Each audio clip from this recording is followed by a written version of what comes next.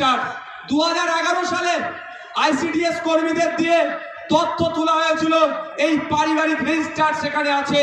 এই তথ্যটা উঠে প্রথমে গিয়েছিল পঞ্চায়েতে, পঞ্চায়েত থেকে রাজ্যে গিয়েছিল। তাহলে আপনারা বলুন, এই তথ্যটা অলরেডি প্রতিটা পঞ্চায়েতে আছে। এই 10 নম্বর পয়েন্টটা যেটা চেয়েছে এর উত্তর, অর্থাৎ এই যে কাগজ চেয়েছে এই কাগজটা প্রতিটা পঞ্চায়েতে আছে। রাজ্য সরকার 2023-এ পঞ্চায়েত নির্বাচনে একছত্র ভোট লুট করেছে। সেই ভোট লুট করতে গিয়ে আমরা আমাদের ভাঙড়ের 3 ভাইকে হারিয়েছি।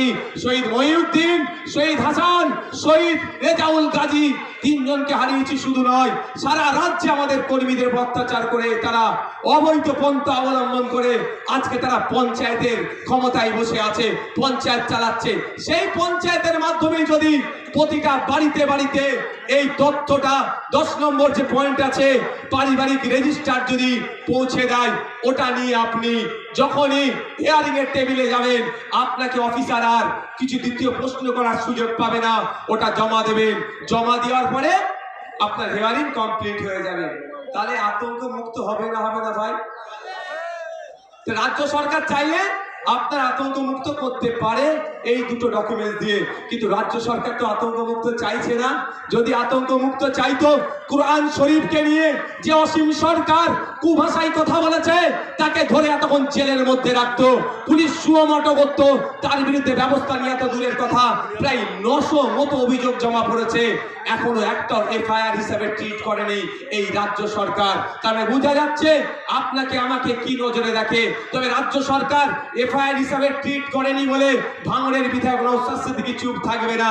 আমি কোর্টে যাচ্ছি 156 সাব ক্লাস 3 দিয়ে আমি কোর্ট থেকে মামলা করছি অসীম সরকারের বিরুদ্ধে। কিন্তু প্রশ্নটা, আপনারা বাংলার মানুষ, সংখ্যাগরিষ্ঠ মানুষ ভোট দিয়ে সরকার তৈরি করলো, আবার সংখ্যাগরিষ্ঠ মানুষকে রাস্তায় নামতে হবে কেন? আমার এসআইআর বাঁচানোর জন্য।